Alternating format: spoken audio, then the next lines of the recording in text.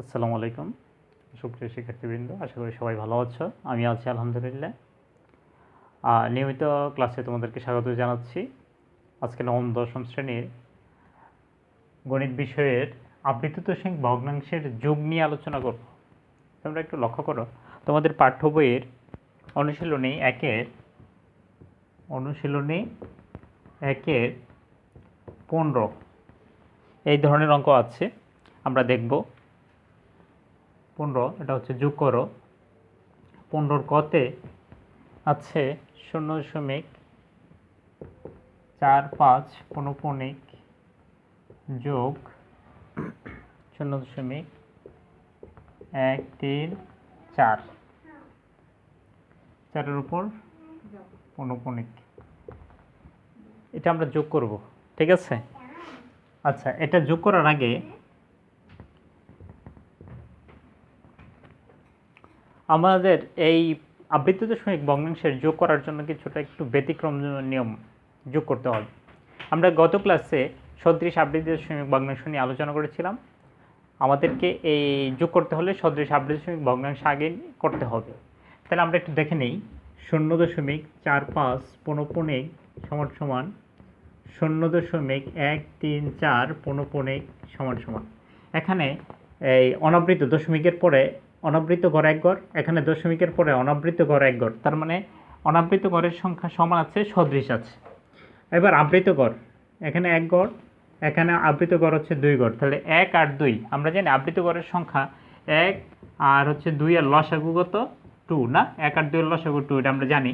তাহলে আমাদের আবৃত ঘরের সংখ্যা হবে 2 গড়।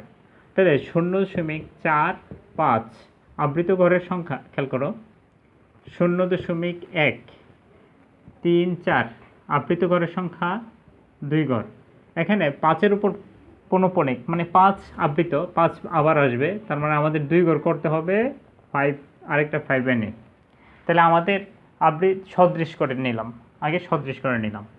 এবার আমরা কি করব? যোগ করব। 4 আর 5 কত? 9, 5 আর 3 কত? 8, আর 4 একে 5 দশমিক আর এখানে 0। তাহলে আবৃত গড় কয় গড়? 1 গড়, 2 গড়। তাহলে আমাদের এখানে উত্তরটা কি সমান সমান হবে 0.589 পৌনঃপুনিক, এবং আবৃত গড় হচ্ছে 2 গড়, তার মানে 8-এর উপর 9-এর উপর। আশা করি বুঝতে পারছো যোগটা। আমরা এই অনুশীলনীর 15 খ এবং গ তোমরা নিজেরা করবে। আমি আরও একটা অঙ্ক নিয়ে আলোচনা করি। অনুশীলনী 1-এর উদাহরণের একটা অঙ্ক আছে।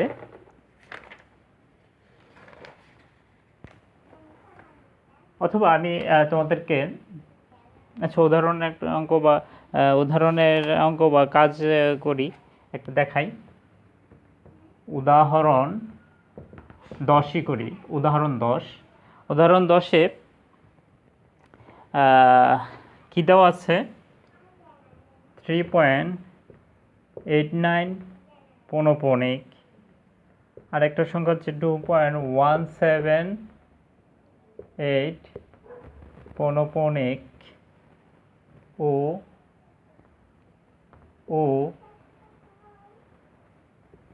5.8978 পৌনঃপুনিক যোগ করো। খেয়াল করো, 3টা দশমিক আবৃত দশমিক ভগ্নাংশ, এটাকে আমরা যোগ করব। যোগ করতে বলা হয়েছে। তাহলে আমরা 3.89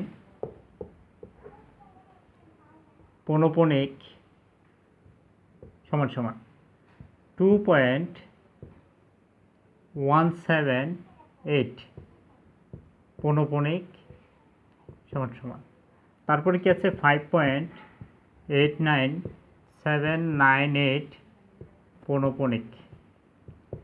আমরা একটু দেখে নেই। এখানে পৌনঃপুনিকের এখানে কোনো অনাবৃত দশমিকের পরে অনাবৃত কোনো ঘর নেই। এখানে দশমিকের পর 1, একটা ঘর অনাবৃত। 5 দশমিকের পরে এখানে 2 ঘর অনাবৃত। তাহলে আমাদের সর্বাধিক অনাবৃত ঘরের সংখ্যা হচ্ছে 2। তাহলে আমাদের অনাবৃত গড় প্রত্যেকটাতে আমাদের করতে হবে 2 ঘর করে। আর এখানে আবৃত গড় হচ্ছে 2 ঘর, 2 ঘর 3 ঘর, তার মানে 2 2 3 এর লসাগু কত? 2 দিলে 1 1 3, তার মানে 3 দুগুণে 6, 6 হচ্ছে আমাদের লসাগু। আবৃত গড় হবে 6 ঘর। 3 পয়েন্ট আমাদের অনাবৃত গড় কয় ঘর? 2 ঘর বলছিলাম। তাহলে 8 9, 8 থেকে আবার শুরু, 2 ঘর অনাবৃত করলাম, করার পর 8 থেকে শুরু হবে আবার 8 9 8 9 8 9। দেখো তো 6 ঘর হয়েছে কিনা? আমাদের 6 ঘর করতে হবে। ঠিক একইভাবে 2.17878, একটু লক্ষ্য করো, 1 এর পর 7 এক ঘর খালি করলাম, মানে 2 ঘর সদৃশ করার জন্য, অনাবৃত 2 ঘর সদৃশ করার জন্য। তারপর 8 এর উপর পৌনঃপুনিক। ঠিক এভাবে আমাদের পৌনঃপুনিককে 7 8, খেয়াল করো, এখান থেকে শুরু, 1 এর পরে 7 8 7 8 7 8, আবার 7 8, তাহলে এখানে আসে কি 7 হয়, তাহলে এখানে 7 এর উপর পৌনঃপুনিক। এটা লক্ষ্য করো, 5.89, 2 ঘর হচ্ছে অনাবৃত, 7 8 9, 7 থেকে পৌনঃপুনিক শুরু হয়েছে, 7 8 9, আবার 7 8 9, এখানে পৌনঃপুনিক। দেখো তো এখানে 6 ঘর হয়েছে না? তাহলে আমরা এখানে এটাকে কি করব? যোগ করব। খেয়াল করো, যোগ। এখানে একটু লক্ষ্য করো, এখানে আমরা যোগ করি 8 9 আর 7 16, 9 কত 25, 25 এর 5, হাতে 2, 8 2 10, 18, 18 আর 8 কত 26, 26 এর 6, হাতে কত 2, 7 2 9, 9 আর 7 কত 16, 16 আর 9 25, 25 এর 5, হাতে 2, 9 আর 2 কত 11, 11 আর 8 19, 19 আর 8 27, 27 এর 7, হাতে 2, 8 2 10, 10 এর সাথে 17, 17 আর 9, 17 আর 9 কত 26, 26 এর 6, হাতে কত 2। এই জিনিসটা একটু লক্ষ্য করো, এখানে পৌনঃপুনিকের শেষ এই লাইন, এই লাইনের মধ্যে কি কি আছে একটু লক্ষ্য করো। 8 আছে, প্লাস 8 আছে, প্লাস 8 আছে, না সরি, এটা কত 7 আছে, আর হাতে কত আছে 2।